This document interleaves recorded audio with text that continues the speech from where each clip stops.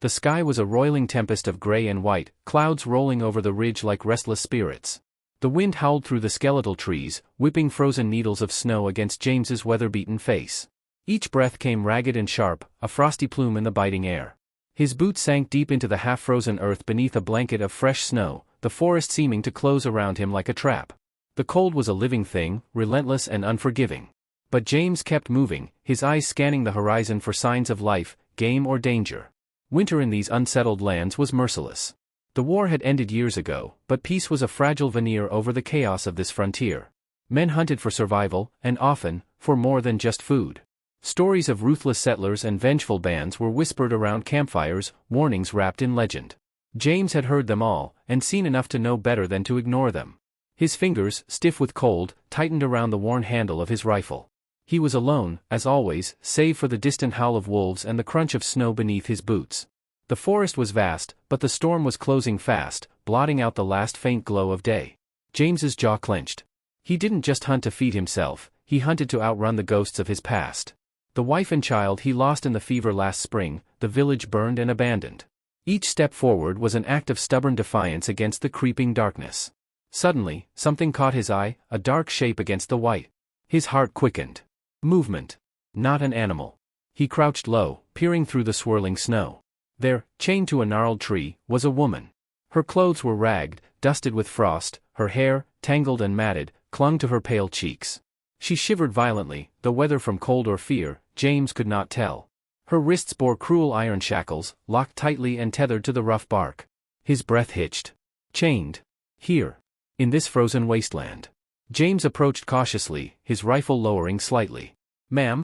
His voice was low, rough from disuse. The woman's eyes flickered up, wild and wary. Pain and defiance swirled in their depths. She was a ghost of survival, a fragile flame flickering in the tempest. "Who did this to you?" he asked, scanning the surrounding trees for signs of others. But the forest remained silent, save for the storm's bitter song. "Frontiersmen," she whispered hoarsely. "Men who call this land theirs. They say I'm a thief. A witch. A threat." Her voice cracked. "I'm none of those things. My husband was taken. I stayed to protect what little I have." James knelt beside her, feeling the chill seep through her clothes. "I'm James. I don't know what's true, but I know this ain't right. You're coming with me." He pulled a small knife from his belt and began to work on the chains, the cold metal biting into his fingers. As he worked, the woman, Annie, as she finally said her name, told him her story in fragmented breaths. Her husband had been a settler, killed by a band of marauders. Left alone, she tried to tend the land, but rumors spread. Fear and hatred grew among the men who ruled this frontier in lawless fashion. They chained her here as a warning, an example. James's gaze darkened. He knew this kind of cruelty well. It was the way of these lands, survival came at a price, and justice was often the sword of the strongest. The sky grew darker, the storm's fury swelling with every passing minute. James finally snapped the last link free. Annie collapsed into his arms, her body trembling from cold and exhaustion. He wrapped his thick coat around her, pressing his hands to her cheeks, willing warmth into her frozen skin. "Can you walk?" he asked, steady but urgent. She nodded weakly. Together, they moved away from the tree. The snowstorm was no longer just a threat, it was a predator, relentless and hungry. As they trudged through the blizzard, James's mind raced. Who else was out here? Were the frontiersmen still hunting her? And what dangers lay ahead in this wild, frozen hell? But beneath the fear, something new stirred, a fierce determination to protect this woman, to defy the cold and cruelty that sought to claim them both. The wind tore at their faces, snow stinging like needles. The forest seemed endless, a maze of shadows and ice. But James was no stranger to hardship. Each step was a battle, but he fought on, driven by a promise he hadn't yet spoken aloud, to save Annie, and maybe, in saving her, save a part of himself too. A faint rustle in the trees caught James's attention. His hand went back to his rifle. For a moment, someone, watched them from the shadows. A silent figure, cloaked in furs and mystery, their presence as fleeting as the wind. James's jaw tightened. They were not alone out here. But he would face whatever came. Because some chains could be broken, not just of iron, but of fear, loneliness, and loss. And in the heart of the storm, amidst the frozen desolation, hope flickered stubbornly like a flame refusing to die. James lifted Annie's arm gently, pulling her closer as they vanished into the white. The cold was not the only thing they'd have to survive. The storm had thickened, turning the world into a blur of white and gray. Snow whipped past James and Annie like shards of ice, stinging their faces and stealing their breath. The trees around them groaned under the weight of the frozen tempest, their branches clawing at the sky as if begging for mercy. Every step was a fight, the snowdrift swallowed their boots, and the cold seeped into their bones like a slow poison. But there was no turning back. The chains had been broken, but danger still stalked them. Annie stumbled, her legs weak from hours of captivity and exposure. James caught her, his strong arms steady beneath her trembling frame. "Keep moving," he urged, voice low but firm. "We have to put distance between us and those men." Her eyes, wide and haunted, met his. There was a flicker of something unspoken, a fragile trust beginning to kindle amidst the storm. Behind them, the crack of a branch snapped sharply through the howling wind. James spun, rifle raised, searching the white abyss. Shapes moved, quick, shadowy figures weaving through the trees like ghosts. Frontiersmen. The very men who'd chained Annie to that tree. Their voices were harsh whispers, carried faintly by the wind. "They can't have gone far," one muttered. "We'll catch 'em before nightfall." James's heart hammered in his chest. There was no time to hesitate. Gripping Annie's hand, he pulled her deeper into the forest, away from the faint trail they'd left behind. Each breath was a struggle, lungs burning against the freezing air. He knew the wilderness, but even the most seasoned hunter was no match for a blizzard this fierce. Then, through the swirling snow, James noticed a figure. A silhouette, barely visible but undeniably present. The figure stood still, watching, unflinching against the storm's wrath. His eyes narrowed. Was this a foe? Or something else? The stranger stepped forward, moving with the silent grace of the forest itself. Clad in furs and carrying a longbow slung over his shoulder, the man's face was partially obscured by a hood, but his gaze was sharp and knowing.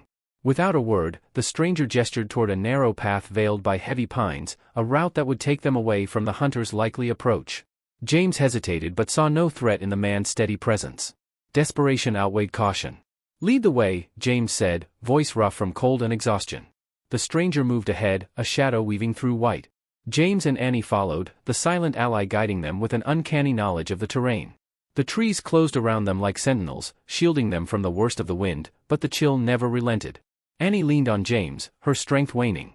He whispered reassurances she barely heard, more for himself than her. As night descended, the forest grew quieter, except for the crunch of snow beneath their feet and the distant howl of wolves. James's mind raced. Who was this man? Why help them? The frontier bred suspicion, trust was a rare and dangerous commodity. Yet, the stranger's silent aid was undeniable. He appeared at critical moments, blocking a sudden fall into a hidden ravine, signaling danger ahead, warding off a pack of wolves with practiced ease. His presence was a balm against the relentless fear gnawing at James's resolve.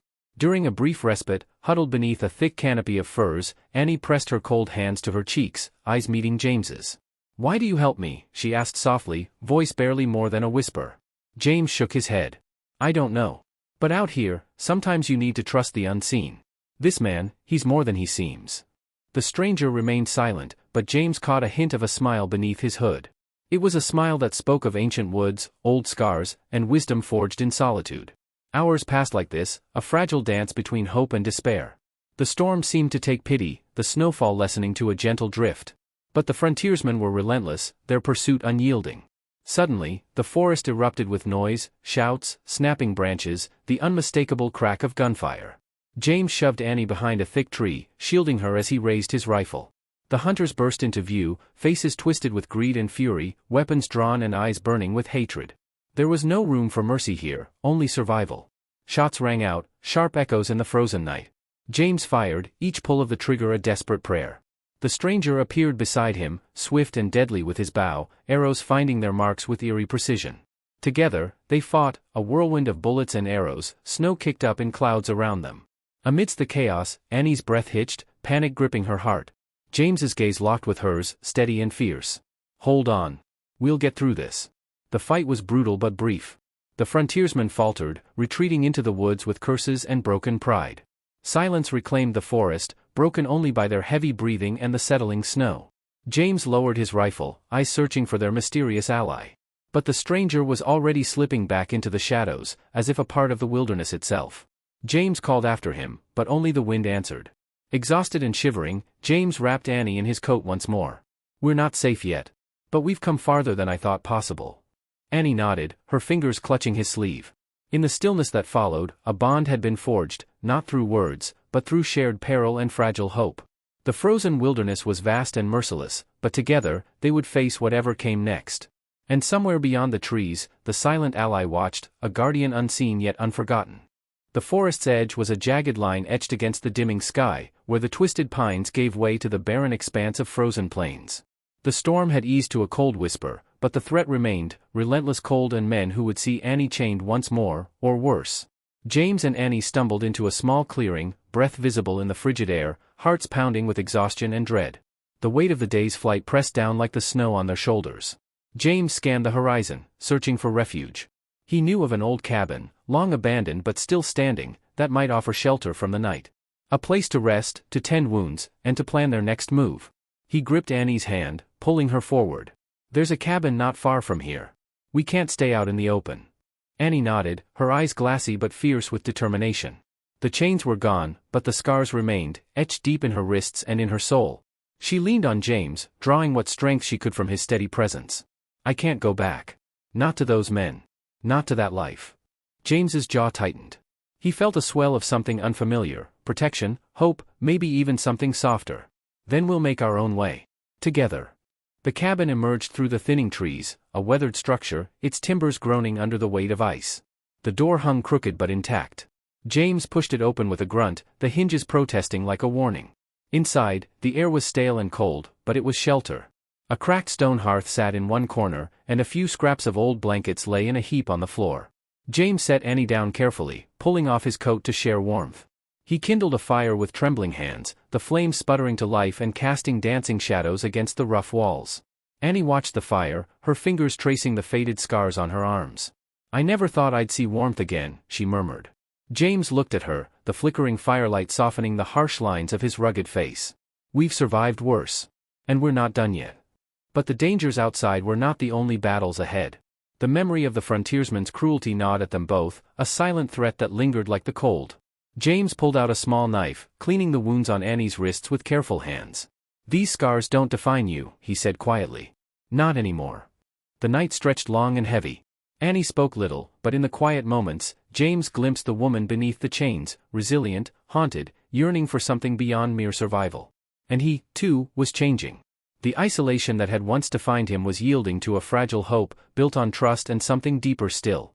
Morning came pale and brittle. Outside, the storm had cleared, leaving a world glazed in ice and silence.